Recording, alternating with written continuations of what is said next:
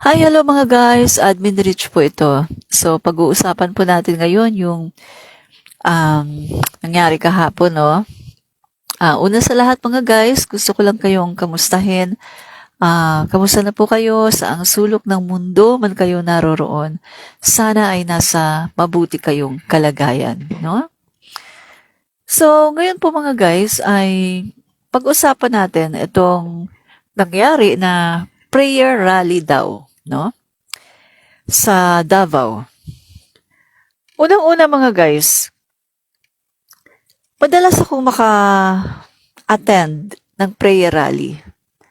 Kasi 'di ba, sabi ko nga sa inyo, as early as high school ay naging born again Christian ako. So madalas akong makarating ng prayer rally. Kaya alam ko yung konsepto ng isang prayer rally. Usually mga guys, sa prayer rally, bigyan ko lang kayo ng konting kung ano ang nangyayari sa mga prayer rally. Actually, ang nangyayari dyan, no? Merong mga tinatawag na mga prayer warriors. Good evening po, yan. Good evening po, yan. So, ang mga tao po kasi, iba-iba po tayo ng gift. Merong may gift of healing, merong gift sa pagiging prayer warriors, at meron ding gift sa yung service, no? Yung mga nag-a-usher. Meron ding gift of teaching. Iba-iba po yan, no? Nakalagay po yan sa Biblia. Yung mga iba-ibang gift na meron ang mga tao. Meron ding mga ministerial gift, apostolic gift, no? So, in short, mga kaibigan, palagi po ako nakaka-attend ng mga prayer rally. And yung konsepto ng prayer rally, mga kaibigan, kaya nga prayer rally, kasi mostly, mga kaibigan, ang gagawin nyo doon ay mananalangin. Merong panalangin na together, no? Lahat kayo. Merong isang magli-lead, pagkatapos lahat kayo ay mag-a-agree sa prayer. And then, maya-maya, meron ding tinatawag na covenant prayer, no? Yung meron kang ka-partner, tapos mag-a-agree kayo kung meron kayong mga prayer requests. Mag-a-agree kayo na ipagpipray nyo yung isa't isa, pagkatapos magiging covenant nyo yan na meron pa kayong agreement na, tuwing 6:00, ipagpipray mo ako, tuwing 6:00, ipagpipray kita. And then, aside from that, mga kaibigan, meron ding group, yung grupo naman kayo, no? Magpipray kayo. And then, mag-hold hands together. May mga iba-ibang ceremonials eh. Yung iba naman, magsisindi ng kandila, pagkatapos, yun, magpipray. Iba-iba. Basta all about prayers, mga kaibigan. No? So, ibig sabihin, ang konsepto ng prayer rally, it's about prayer, no? Prayer of supplications to God, prayer of thanksgiving, prayer of praise and worship mo sa Panginoon. All about prayer. Kaya nung nakita ko at napanood ko ang prayer rally daw nila sa Davao, ang masasabi ko mga kaibigan, it's not a prayer rally. Actually, this is demonic. Demonic, yung matatawag natin na demonic works, mga kaibigan, na kanilang binabalutan ng hypocrisy na sinasabi nila na yun daw ay prayer rally. Pero ang katotohanan, ito ay isang demonic na pagtitipon. Bakit siya demonic, mga kaibigan? Kasi doon sa sinasabi nilang prayer rally, wala yung konsepto na they were praying for the leader or the president. Diba, sabi ko nga sa inyo mga kaibigan, ang sabi sa Biblia, ipanalangin ninyo ang inyong mga leader or inyong mga presidente na sila ay maging mabuti, na gumawa sila ng maayos, no? At kung meron silang mga ginagawang kalokohan, ipanalangin nyo sila dahil ang Diyos ang talagang mag-aalis sa kanila, sa kanilang katungkulan. So, yun ang sinasabi mga kaibigan sa Biblia na kailangan ipanalangin ang mga leaders ng bansa. So, doon sa prayer rally daw nila, wala akong nakita eh. May nakita ba kayo na sino-sino ba doon ang nanalangin? Yung panalangin na totoo ha. Yung panalangin na nagli-lift up no ng sa isang tao katulad sa presidente natin or nililift up yung bansa natin. Kasi ang isang prayer mga kaibigan, ang prayer merong tinatawag na acts, no? Adoration, confession, thanksgiving, and supplication. Acts, yung prayer. At mga kaibigan, sa isang prayer, wala sa konsepto ng isang prayer na meron kang sisiraan. No? Mari kang mag-pray na, Panginoon, baguhin niyo po si ganito, kasi ganyan-ganyan. Pero wala kang sisiraan. No? So actually, doon sa pagtitipon na nangyari, ang nakita ko ay puro gawa ng laman. Gawa ng dyablo, gawa ni Satanas. Kasi puro paninira eh. Yun yung sinasabi sa Biblia na ang kitang-kita mo ang mga gawa ng masama. Kitang-kita mo ang mga gawa ni Satanas. Kasi meron diyang mga tinatawag na paninirang puri. 'Di ba? Paninirang puri, siniraan nila si PBBM. Merong pagwasak sa pagkatao ng ating Pangulo. At merong division, no? Very divisive sila, mga kaibigan. At andoon din yung pagiging rebellious. Rebellious spirit. Kaninong espiritu, mga kaibigan, yung pagiging rebellious? Yan ang tinatawag na Jezebel spirit. Jezebel spirit, rebellious. Siya ay palaging nagre-rebelde at hindi marunong sumunod sa kanyang sa nakakasakop sa kanya or sa Pangulo, no? So dito mga kaibigan, hindi mo masasabi na prayer rally ang ginawa nila, no? Itinago lang nila sa isang napakagandang titulo, prayer rally. Pero ang totoo, yung kanilang motibo at yung kanilang purpose ay sirain, gibain ang ating Pangulo, ang Pangulo ng Pilipinas. So, doon pa lang mga kaibigan, kitang-kita mo na na andoon yung selfish ambition, andoon yung kanilang mga kanya-kanyang pag-angat sa kanilang sarili at pagda-down sa ating Pangulo.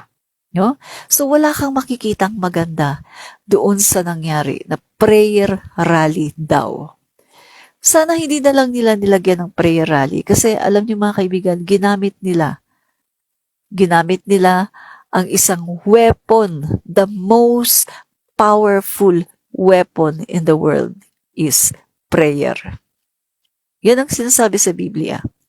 Pero mga kaibigan, alam niyo ba na hindi lahat ay pinapakinggan ng Panginoon? Anong sabi?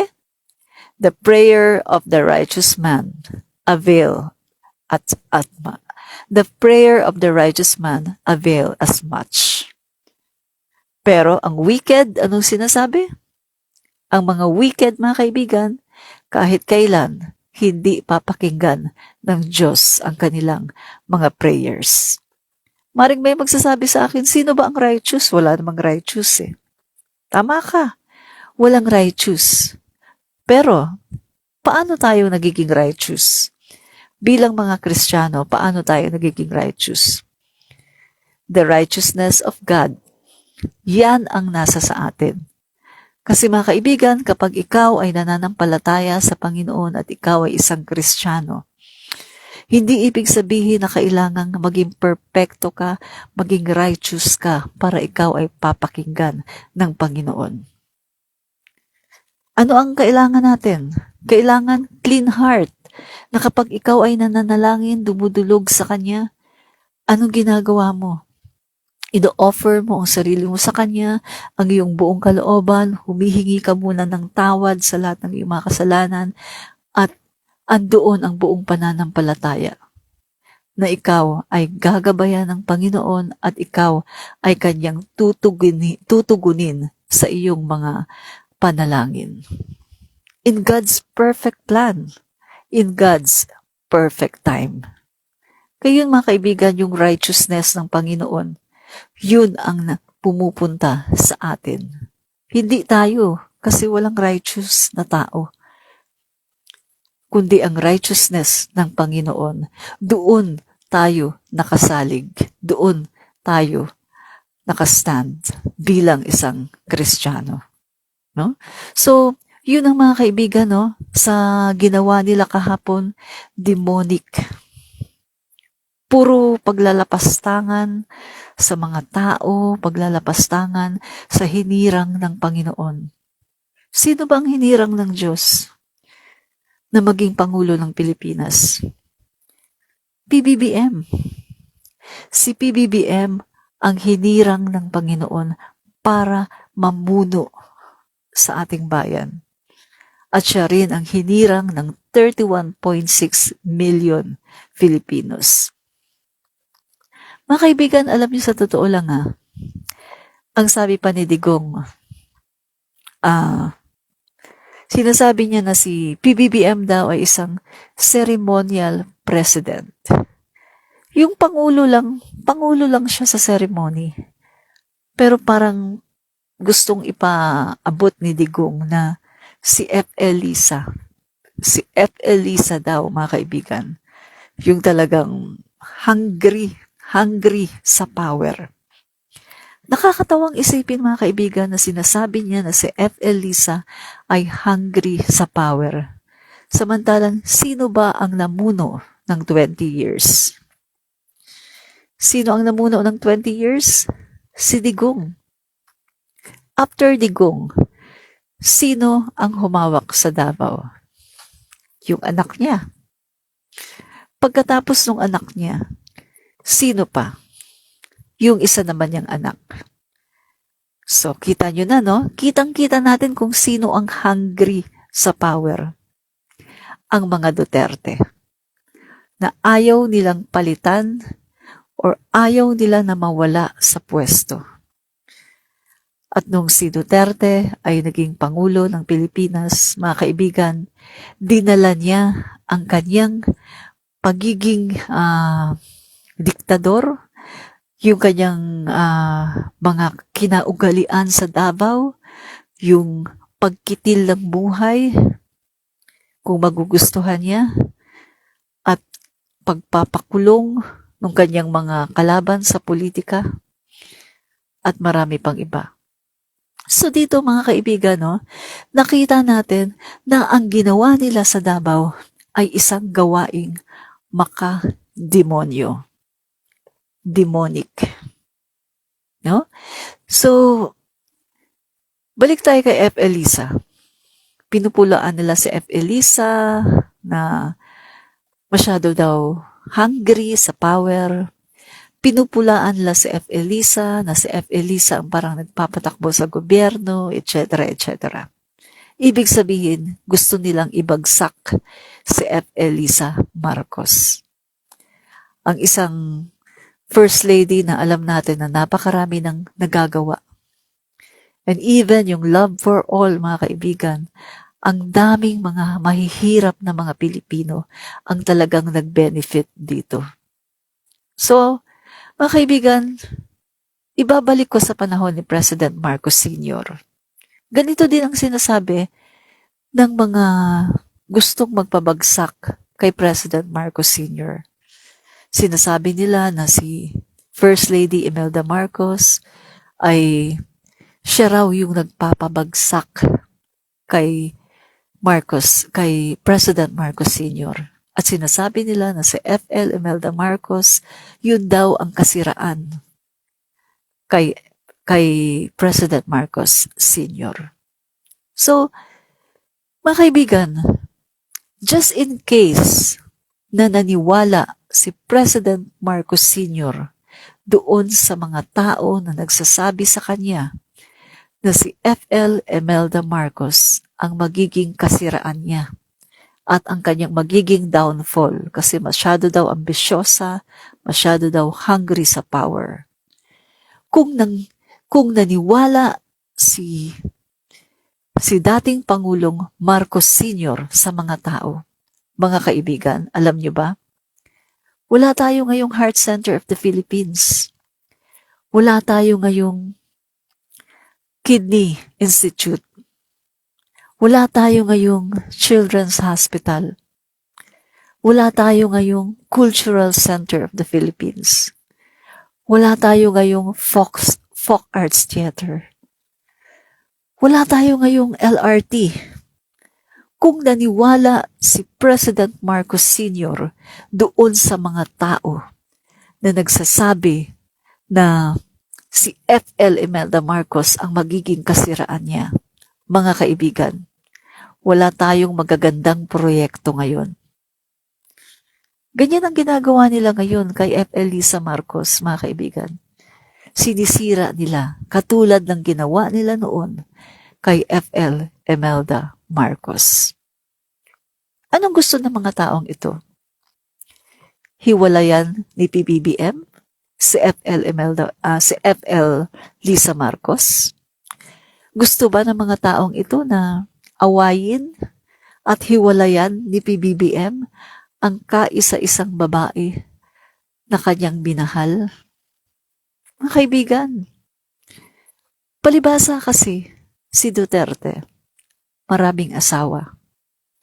Palibhasa kasi si Duterte, mga kaibigan, ay hindi loyal sa kanyang asawa. Bukod sa meron siyang kabit, alam niyo ba mga kaibigan, na hindi lang isa ang kanyang naging babae. Napakarami. At sabi nga nung isang taga Davao, open secret ito. Si RRD ay maraming babae. At may nagsabi pa sa akin, di ko alam kung totoo, marami ding anak. Pero ang kanyang pinapakasamahan, yung kanyang kabit ngayon, no, na kasama niya. At may isang anak. Pero marami pa daw kapatid, sina Sara. Hindi ko lang alam kung gaano katotoo. Pero ang nagsabi sa akin noon ay taga Davao. Kasi marami sa taga Davao ay alam daw ito. So, natatawa ako ng mga kaibigan. No?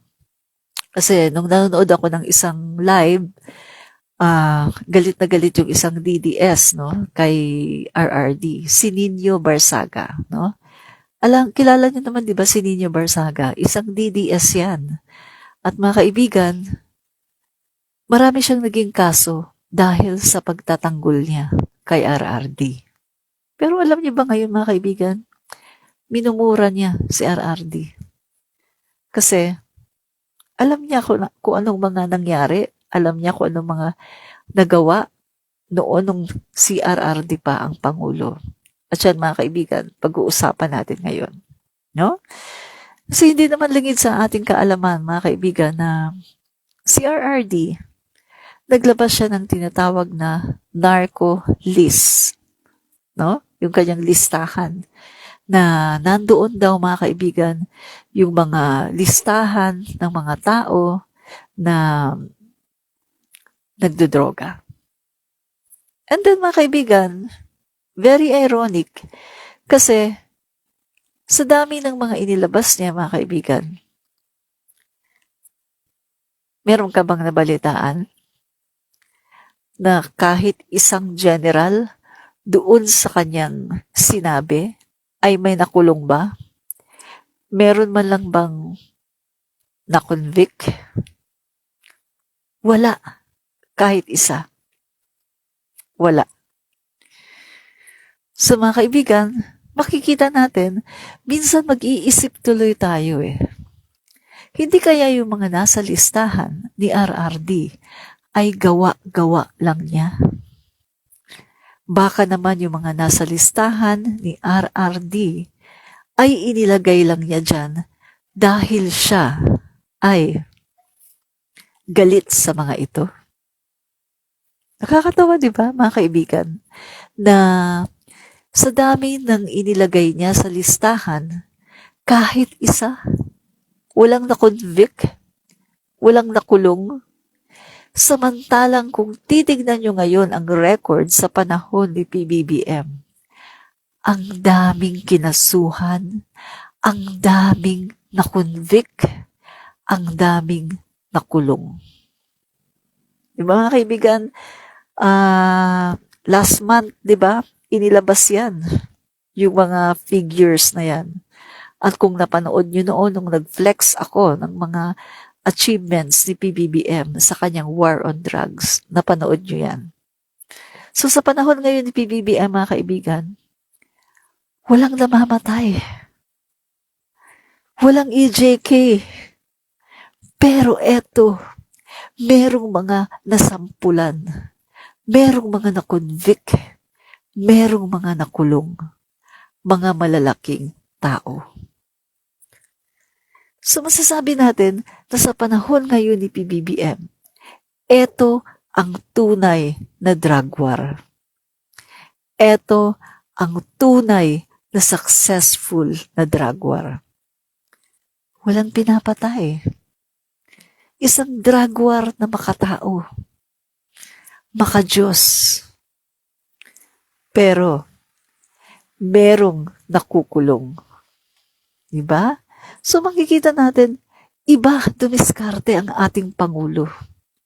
Napakaswabe, napakahusay, ekselente.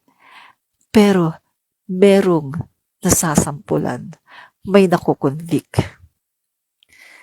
Iyan ang Pangulo. Diba?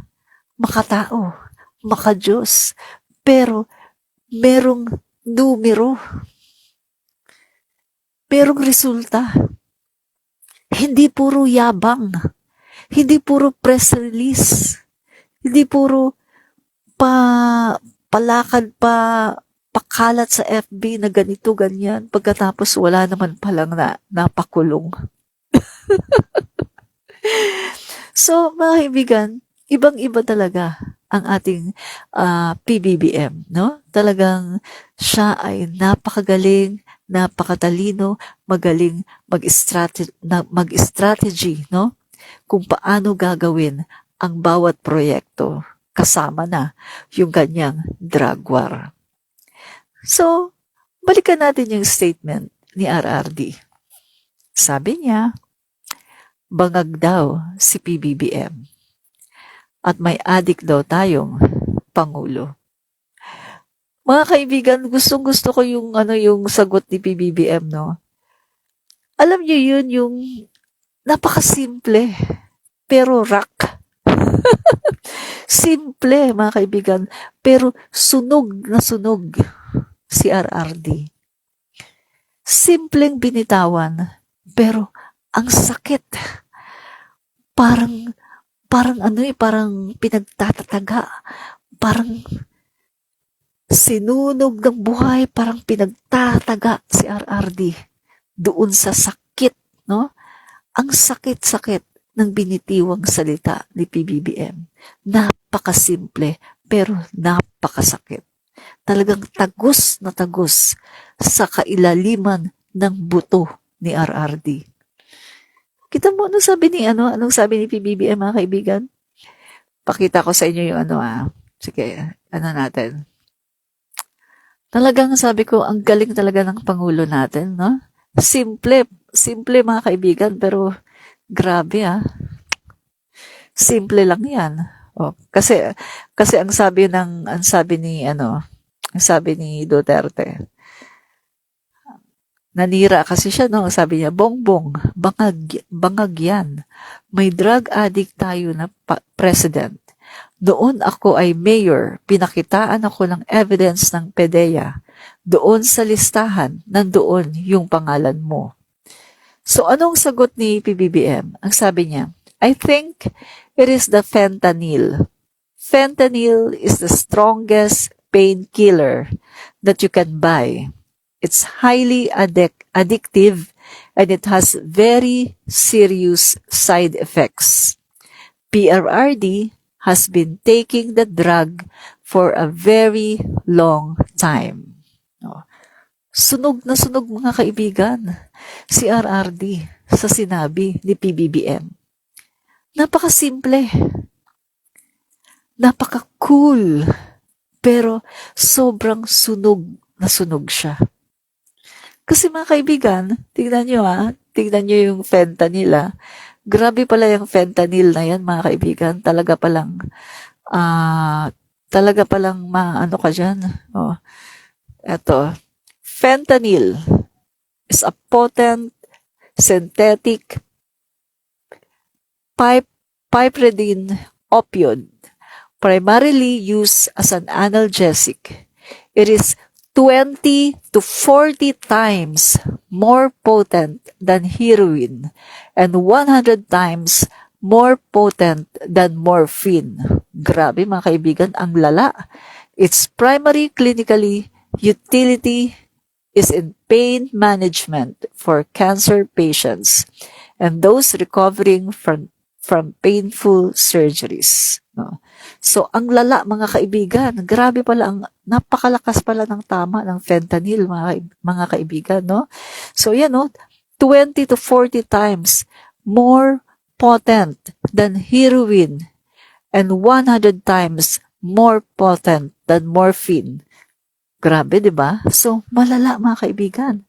So, dito, although sa pagkakasabi ni PBBM, andoon pa rin yung respeto eh.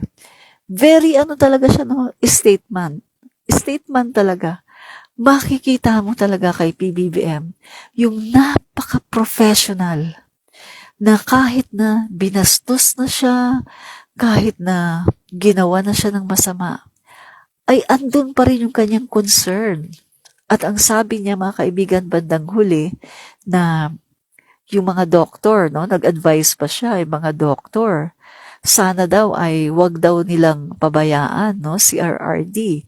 Dapat daw ay tingnan nila at yung yung talagang maging maayos, no, si RRD at yung kanyang paggamit, no, ng fentanyl dapat maayos para hindi yung ma-abuse yung fentanyl. Kasi sabi ni PBBM, may side effect nga ito. No? Mga kaibigan, nahahalata nyo ba si RRD? Sabi ko nga sa inyo, tignan nyo kung paano magsalita si RRD. Halatang halata na yung kanyang brain ay hindi na masyadong nagpa-process. Tingnan mo pag nagsalita siya mga kaibigan. Pag nagsalita siya, ang bagal. Tapos parang mag-iisip siya.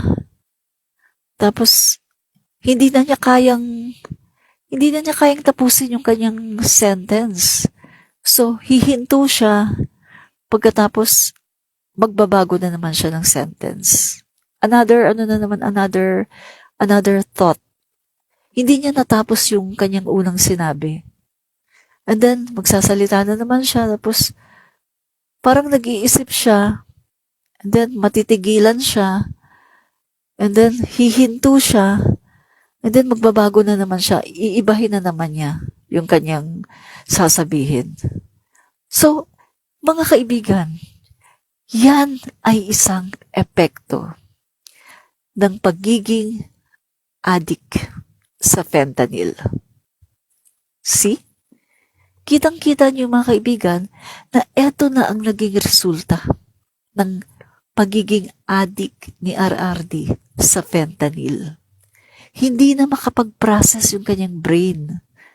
At hindi na siya makapag-compose ng isang sentence na yung, alam niyo naman ang sentence, di ba? With complete thought.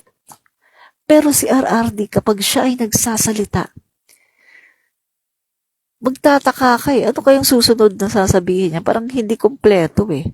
So, bibigyan mo na lang ng siguro ganito yung ano niya. Pansinin niyo mga kaibigan, kung kayo ay observant sa kanyang mga salita at kanyang mga sentences, hindi niya natatapos. Yan ay isang sign na naapektuhan na ang kanyang brain sa fentanyl, sa paggamit niya ng mahabang panahon ng fentanyl. Kaya ang kanyang brain ay affected. Diba?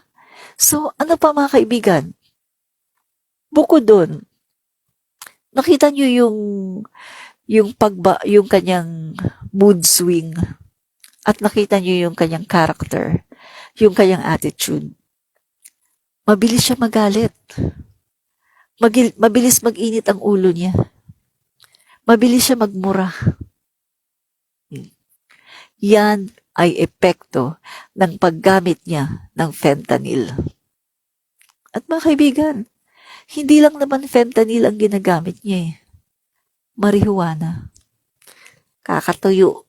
Kakatuyo ng utak yun, mga kaibigan. Marijuana. Doon sa video na naipost ko dito, at mga ilang minuto, binura ko siya, di ba? Kasi nagkaroon ako ng flag eh, na-flag ako ng Meta. At di ba pinost ko diyan, tinatanggal yung aking monetization. Hindi na ako makakapag-monetize. So napilitan ako na burahin na lang yung video. Doon sa video, inamin niya na siya ay nagmamarihuana. Huh? Kasi yung na yun mga kaibigan, yung video na yun, ang sinasabi niya doon, nasa nasa parang press conference yata yun kasi andyan siya tapos ang daming mga tao sa Malacanang. Yung sinasabi niya doon mga kaibigan, kasi nakikita niya inaantok na yung mga nanonood, inaantok na yung mga tao na nakikinig sa kanya. Pero sabi niya, ako hindi eh, kasi gumagamit ako ng marijuana. Diba? To keep him awake at para i-keep na yung kanyang katawan ay malakas. Parang alive. Kaya siya nagmamarihuana sa palasyo. Mga kaibigan, si RRD ay nagmamarihuana sa palasyo. So bukod sa nagfi-fentanyl, nagmamarihuana pa.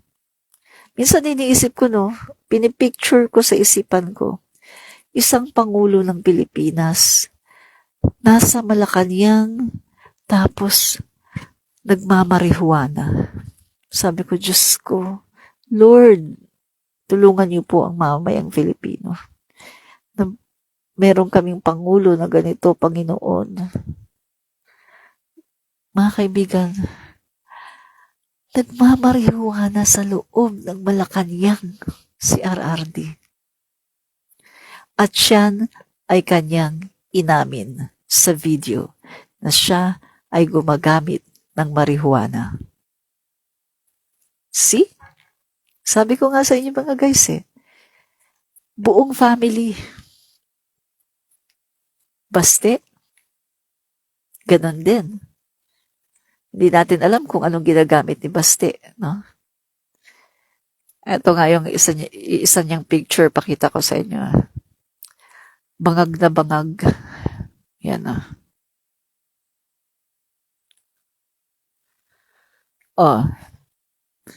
bangag na bangag siya dyan, mga guys. Ano kayang tinira niyan? Fentanyl? Cocaine? Heroin? Shabu?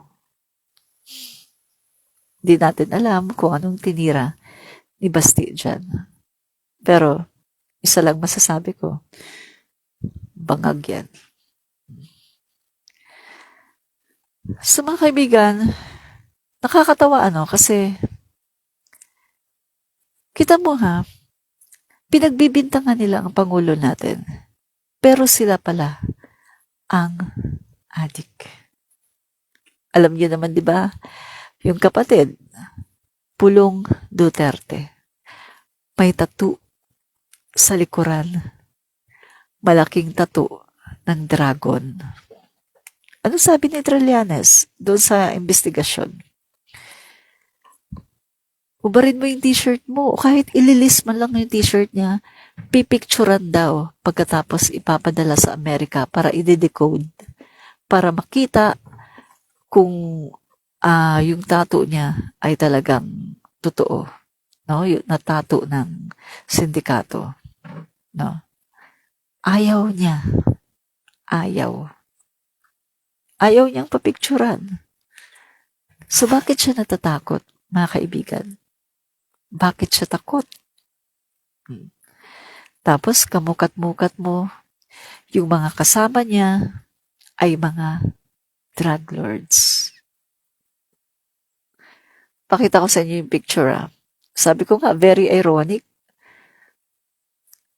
Hindi ka makakakita ng mga lalaki na magkakasama sa iisang kwarto. Makikita mo lang, mga kaibigan, ang pagkakaalam ko, kapag yung mga lalaki ay magkakasama sa isang kwarto, ang ginagawa niyan ay nagpa-pot session. Nagtatago yan kasi nga meron silang ginagawang illegal. No? Dali. Ito. Yan. Oh.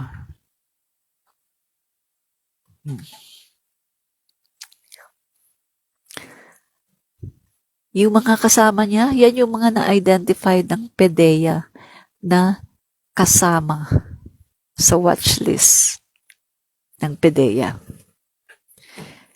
Anong ginagawa nila sa kwarto? Mga kaibigan, diba? Anong ginagawa ng mga lalaki sa loob ng kwarto? Ang pagkakaalam ko, kapag ang mga lalaki nagtago sa loob ng kwarto, may ginagawang masama, illegal. Sabi ko nga sa inyo, kasi kung mag-iinuman lang yan, pupunta yan ng bar, doon yan mag-iinuman. Or sa sala ng bahay. Pero bakit nasa loob sila ng kwarto? Kasi nga, may tinatago. Diba? Nagtatago sila.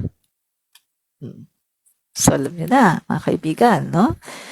So, kitang-kita natin dito na talagang sila, yung pamilya nila, ang involved sa droga. Involved sa pulburon. Tapos, ipapasa nila sa Pangulo. Mga kaibigan gamitin na lang natin ang utak natin. Utak na lang ang gamitin natin Tingnan nyo Ang sabi ni Duterte, nung mayor daw siya, mayor, mga kaibigan. Tingnan nyo take note, nung mayor daw siya, ipinakita daw sa kanya ng PDEA yung watch list. No? Kasi nanghingi siya, pinakita sa kanya, watch list. Andoon daw ang pangalan ng Pangulo. Ngayon mga kaibigan, anong sabi ng PDEA? Hindi daw pwedeng mangyari yun. Kasi ang isang mayor, kapag humingi siya ng watch list, no, or listahan ng mga adik, ang ibibigay sa kanya ay walang iba kundi yung listahan ng kanyang nasasakupan. Davao City. So, ibig sabihin, ang nasa listahan ay mga taga Davao City. Dahil ang sabi nitong, sino ba yun yung si Gatus, no? Yung sa PDEA, ang sabi niya mga kaibigan, confidential daw ang record na yan ng PDEA. Kaya kung ang isang mayor ay manghihingi ng listahan, ang ibibigay sa kanya ay kung sino lang yung nasa kanyang nasasakupan. So, ibig sabihin, hindi niya pwedeng makita yung mga nakalista na adik sa ibang lugar. Hindi niya pwedeng makita yon. Ang makikita lang niya, ang ibibigay lang sa kanyang listahan ay yung mga nasa Davao. So doon pa lang mga kaibigan, makikita mo na talagang nagsisinungaling yung matandang kanor. Ba? Sinungaling eh.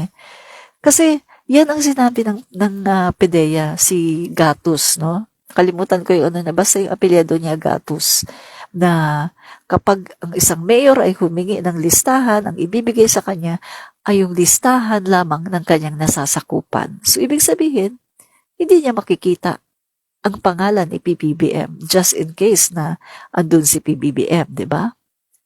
Pangalawa, mga kaibigan, alam naman natin na yung PDEA naglabas na ng statement na wala daw si PBBM at never na napunta ang pangalan ni PBBM sa watchlist. Never, kahit noon. At isa pa mga kaibigan na, utak na lang ang pagganahin natin. Kasi kung biruin nyo 30 years namuno ang mga dilawan. Alam naman natin na nung tumakbo si PBBM mga kaibigan, ginawa ng lahat ng mga dilawan para hindi matuloy ang candidacy ni PBBM. Gumawa sila ng napakaraming black propaganda, ginamit nila yung mga kaso, na mga rehash na mga kaso, mga pabalik-balik na mga kaso ng mga tax evasion, at kung ano-ano pa. Ngayon mga kaibigan, just in case na talagang nasa listahan ng PDEA si PBBM. So panahon ni Pinoy yun mga kaibigan, panahon pa yun ng dilawan. Natitiyak ko na gagamitin nila yan para ma-disqualify si PBBM sa pagtakbo sa public office. Pero bakit hindi ginamit ng dilawan? Kasi nga wala naman talaga eh. Wala naman sa listahan talaga si PBBM. Kasi kung nasa listahan si PBBM, mga kaibigan, pwede nilang gamitin yan. Ilalabas yan ni Pinoy. Ilalabas yan ng kung sinong, tama si Pinoy ang Pangulo noon. No? 2011, si Pinoy ang Pangulo noon. Ilalabas niya yan para nang sa ganun mga kaibigan, si PBBM ay hindi makatakbo. Kasi ginagawa nga nila lahat, diba, ng paninira para sirain ang Marcos family at para hindi na makabalik sa Malacanang ang isang Marcos. Pero, kita nyo mga kaibigan, wala silang nagamit na ganun. Hindi man lang sila nakapaglabas ng issue na si PBBM ay nasa watch list ng PDEA. Kasi wala naman talaga. Kaya lumalabas ngayon mga kaibigan na yung sinasabi ni Duterte ay isang kasinungalingan at gawa-gawa lang. Purely kasinungalingan at gawa-gawa. Mga kaibigan, kung napakinggan ninyo, bakit siya nagkaganito? Bigla siyang segue, di ba, na kasi kayo, President, pumapasok kayo, basta lang kayo pumapasok ng ano. Kumbaga mga kaibigan, ICC. Ang dahilan kung bakit gusto niyang sirain ngayon si PBBM ay dahil sa ICC. Dahil takot siya sa ICC. Dahil nababalitaan na niya na pumasok na ang ICC dito at nag-imbestiga na at meron ng mga nakuha ng mga testigo at na-interview na rin yung mga biktima. Kaya eto sila ngayon mga kaibigan, takot na takot. Nanginginig ang tumbong sa takot. At eto, sinisira nila si PBBM. Pero, kita nyo naman, nag-boomerang kay RRD. Imbis na masira si PBBM, ano ang nangyari mga kaibigan? Si RRD ang nasira at lalong wala nang wala nang maniniwala sa kanya. Kasi kitang-kita natin na siya ay nagsisinungaling. Kita niyo mga kaibigan, wala na siyang credibility. Lahat ng sinasabi niya ay puro kasinungalingan. Kaya wala nang maniniwala sa kanya. Tingnan niyo, may sinabi pa siya, sabi niya kay PBBM, what you do in this world binds you. Iyo yan. Huwag mong sisihin ang ibang tao dahil sarili mong utak at katawan yan. So ibabalik natin sa kanya. RRD, kung ano yung nagawa mo dito sa mundo, yan ka. Excuse me. Huwag mong sisihin si PBBM. Kung darating man dito ang ICC para arestuhin ka, huwag mong sisihin si PBBM dahil ikaw yan. Utak mo ang gumawa niyan. Katawan mo yan. Saglit.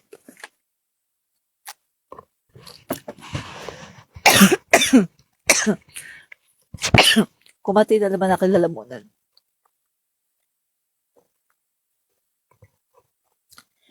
So, babalik natin to sa kanya mga guys. Huwag mong sisihin si PBBM dahil hindi kasalanan ni PBBM kung darating dito ang mga ICC para hulihin ka. Kasalanan mo yan dahil sa drug war mo, hindi mo ginawa ng maayos. Mas pinili mo na kumitil ng buhay, pati ng buhay ng mga inosente. Mga bata, buntis, matanda, mga nadamay. So wag kang manisi. Wag mong isipin na si PBBM ay ibinibigay ka sa ICC. Ang nangyayari ngayon, kung ano man ang magiging kapalaran mo, ikaw yan. Ikaw ang gumawa ng sarili mong kapalaran. Kita mo ngayon, ang ganda ng drug war ni PBBM. Very successful, pero walang namamatay. Walang EJK. Kung ginawa mo sana ng maayos yung war on drug mo, kung ginawa mo sana ng maayos, wala kang problema.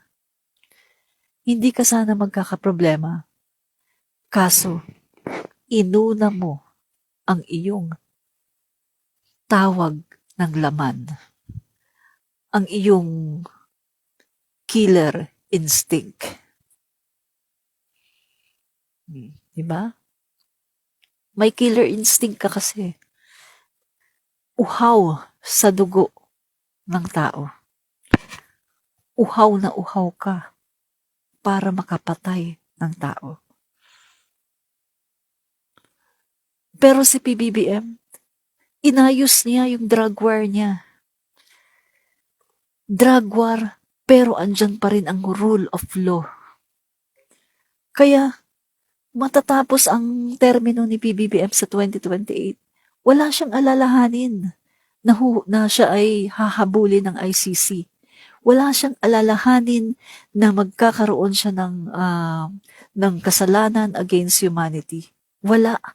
Dahil lahat ng mga ginagawa ngayon sa drug war ni PBBM is according to law. Lahat ay nakaayon sa batas. Sa batas ng tao, sa batas ng Diyos, sa batas ng Pilipinas. Pero ikaw, Rodrigo Duterte, yung drug war mo, nakabase dito sa kamay mo, sa yung kapangyarihan. Hindi mo inintindi yung rule of law, hindi mo inintindi ang batas ng tao, ang batas ng Diyos, ang inintindi mo, ang pinakinggan mo, ang iyong killer instinct at yung pagkauhaw mo sa dugo ng tao. Yun ang iyong pinakinggan. Kaya ngayon may problema ka. Rodrigo Roa Duterte, nagkakaproblema ka ngayon. Why don't you just embrace your sins? At i-accept mo na talagang lilitisin ka. I-accept mo na talagang bibigyan ka ng warrant of arrest dahil kasalanan mo yan.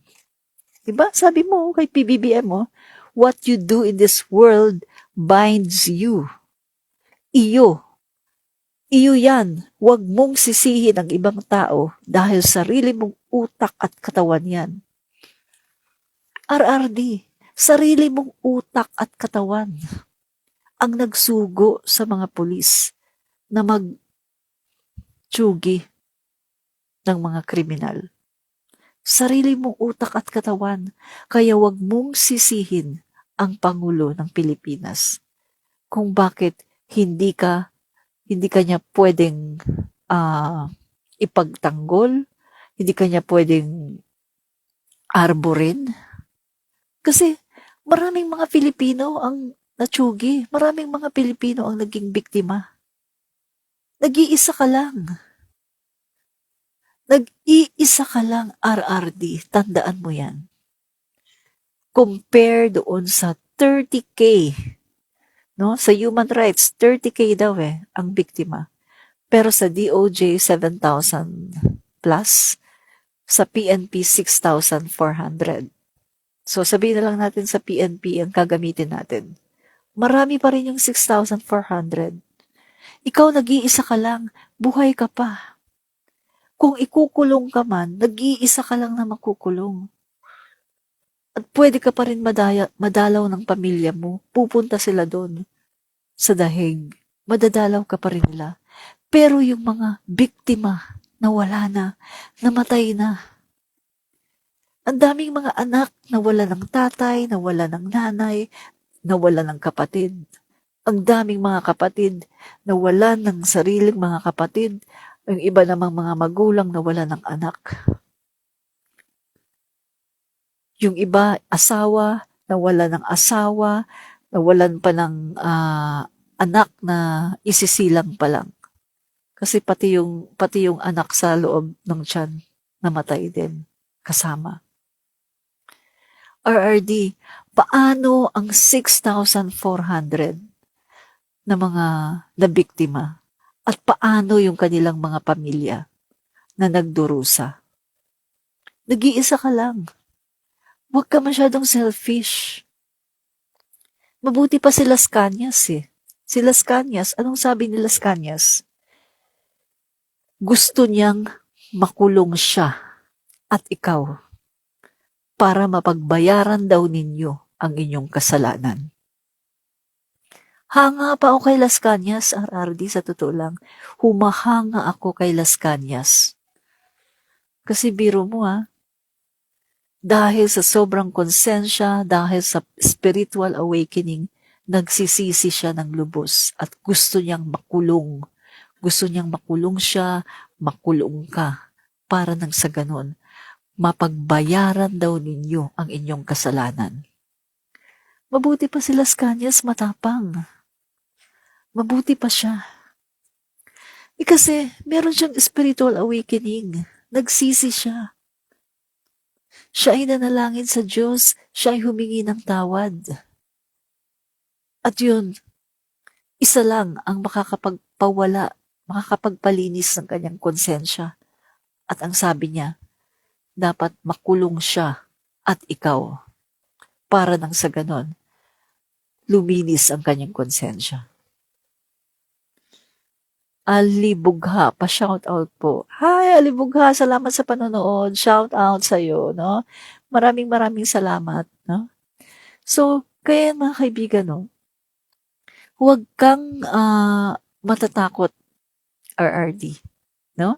So, yung sinasabi mo ngayon kay PBBM, panindigan mo, No? Ulitin ko yung sinabi mong what you do in this world binds you. Iyo yan. Huwag mong sisihin ang ibang tao dahil sarili mong utak at katawan yan. So patunayan mo ngayon na talagang sarili mong utak at katawan yan. Yung gumawa ng mga AJK na yan. Johnny the Bagger, ako din pa-shout out. Hi, hello, Johnny the Bagger, JDB, salamat sa panonood. Naku naman ang aking mga lodi, no? Mga malalaki ng channel, nanood sa akin. Salamat, no? Watching from Russia, January, Galinato, Borja. Maraming salamat din po, no? Sa panonood. No? So, ngayon, RRD, tanggapin mo lahat to. Kasi kasalanan mo to eh. Ikaw ang gumawa niyan. Katawan mo yan. Utak mo yan. No? Cool na cool ako ngayon, mga kaibigan. Hindi ako masyadong nagtataas ng boses, hindi ako masyadong nanggigigil, hindi ako masyadong nagagalit, no? So, cool na cool ako ngayon kasi medyo malat ako. Kaya sabi ko, kailangan cool, modulated lang aking boses, no?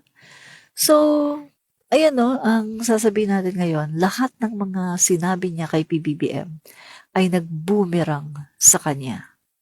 No? So, sino pa ang maniniwala sa isang RRD na sabi nga ni Percy Lapid, sa 100 na kanyang sinabi, ni isa wala daw tama. Lahat kasinungalingan. Diba? Example, best example dyan, yung sinabi niya kay Trillanes. Ang laki-laki ng kanyang pasabog nun, na si Trillanes ay meron daw billions, no? Meron daw billions sa Singapore. Nagtatago daw ng pera. Corrupt daw. Pagkatapos, nung hinahamon na siya ni Trillanes, no? At malapit na siyang malaman na talagang nagsisinungaling, biglang kambyo, na niloloko lang daw niya si Trillanes, gumawa lang daw siya ng imbento na account number. Ba? So, sino pang maniniwala kay RRD? Wala nang maniniwala sa'yo, RRD. No? So, nakakaawa ka. At dito kay Baste, ang kapal ng mukha niya, no, na magsabi sa Pangulo natin na tamad. Ang kapal ng mukha niya na magsabi sa Pangulo natin na walang ginagawa at tamad. Tignan mo nga yung kapatid mo, si Paulo Duterte. Tignan mo, napakadalang pumasok sa Kongreso. Mas madalang pa sa ulan ng disyerto. Magmula nang pumupunta ako sa Kongreso, hindi ko man lang nakita yan. Samantalang, yung mga komunista na sinasabi niyo, sina Raul Manuel, sina Castro, andun palagi, nag-interpellate. Yung mga kongresista andoon, halos lahat. Pero yung Paulo Duterte, palagay ko nakasanayan niya yan sa panahon ng tatay niya. Sumusweldo, pero hindi pumapasok. Apakatamad. Sayang ang pinapasweldo ng taong bayan. Napakadalang pumasok. Yan ang pagsabihan mo. Kasi tamad talaga. Hindi pumapasok sa Kongreso. No? So, dito mga kaibigan, no, nang dahil lamang sa pera, confidential funds, 51 billion, nang dahil sa pera, nagkakaganito sila. No? Ang daming mga nangyari simula nung natanggalan natanggalan si Sara Duterte ng confidential funds, nagkaganito na sila. No? So, mga kaibigan, eto masasabi ko. No to Dutertes. Huwag na kayong boboto ng Dutertes. Mga pro-China, no? At si Amy Marcos, Amy Duterte Manotoc, traidor yan. Sarili niyang pamilya, kaya niyang traidorin. Ibig sabihin, mga kaibigan, kung ang pamilya niya na kaya niyang traidorin, how much more ang taong bayan? How much more ang mga tao na hindi naman niya kaano-ano? Ba? Traitor yan. Kaya mga kaibigan, no, sa totoo lang, no, yung nangyari na yan, mga kaibigan, sa Davao, ay talagang yan ay gawain ng gawain ng mga dyablo. Kasi ginamit nila yung salitang prayer, prayer rally. Pagkatapos, ang ginawa nila ay manirang puri. I-down ang ating Pangulo.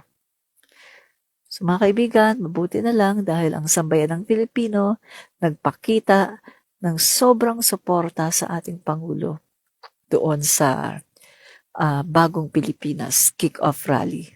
400,000 plus. See? So hindi nila kakayanin mga kaibigan ang lakas ng mga mamamayang Filipino na bumoto kay PBBM. Yeah? Kasi si PBBM matino matinong Pangulo. Ang mga Pilipino ngayon naghahanap ng Pangulo na matino. No? So, kaya, tingnan nyo mga itsura ng mga yan, no? Mayor ng Davao. Ay, nako.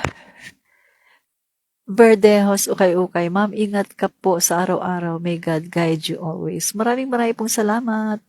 Dapat makulong na yan. Naawa ako, naiyak ako sa paninira nila kay PBBM. Tama po kayo, no? Nakakagalit talaga. Sa totoo lang.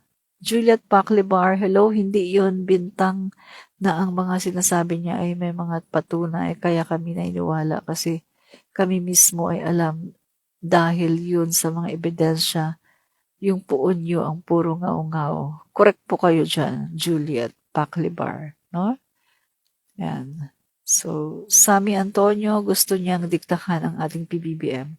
Yes po. Gusto niya talagang diktahan. Nick Eram, good evening ma'am. Good evening din sa'yo. No? So mga kaibigan, isa-shout out ko na kayo. Hindi ko na babasahin yung inyong mga mamaya ko na lang babasahin. Kasi nakita ko naglolobat ako. Pagkatapos yung aking charger, naitago ko mga kaibigan. Kasi naitago ko yung charger ko sa bag. Kasi aalis kasi ako no? So hindi ko na siya makalkal. Kaya hindi ko na babasahin lahat ng inyong mga comment. Mamaya ako na lang babasahin kapag nakapag-charge ako, no? So, salamat na lang po kay Namnama, Jackal Nedigay. Salamat po Donna Enriles. Yan, sa panunood. Maraming po salamat. At salamat din po kay salamat din po kay January Galenato Borja, Johnny the Bagger, JDB, salamat. Al Libugha, salamat po. Martin Elisa Godiesan, salamat po. Juliet Paclibar, salamat po. Sammy Antonio, salamat po. Nick Eram, salamat po. Jackie Anderson, marami po salamat. NJ Flores, salamat po. Berdejos Ukay-Ukay, salamat po. Simply Tess Iret, maraming po salamat sa panonood. Samson Ramiscal, salamat po sa panonood. Donna Enriles, salamat po sa panonood. No? And then, sino pa ba? Panteno, salamat po sa panonood. Sherdon Tinelli Ganawil, salamat po sa panonood. Romeo De Jesus, salamat po sa panonood. Martin Elisa Godiesan, salamat po sa panonood. Sino pa? Raul Castellano, salamat po sa panonood. Kanji RD, salamat po. Rizalina Salvador, salamat po sa panunood. Wilma Bolito, marami po salamat. Marcelina Lagutan de Guzman, salamat po sa panunood. Yan. Annalyn Cristina Teodoro, salamat po sa panunood. Carlo, marami po salamat sa panunood. Eddie Villanueva, maraming po salamat sa panunood. No? And then, Anselma, marami po salamat. Judy Batan, salamat po sa panunood. And then, Annalyn Cristina Teodoro, marami po salamat sa panunood. Sino pa ba yun? Anselma Canderoma, salamat po sa panunood. And then, Sino pa ba? Valen Calanda, salamat po sa panonood. No? Mga kaibigan, salamat po sa panonood at magsa-sign out na po ako kasi naglolobat na ako parang 2% na lang, no? Baka biglang mamatay, no? Patuloy po nating suporta natin Pangulo Bongbong Marcos, pati po ang buong administrasyon, no? Ito po muli si Admin Rich, lagi nagsasabing, fight fake news, expose the truth. Bye! Salamat po sa panonood. Good night. Salamat po.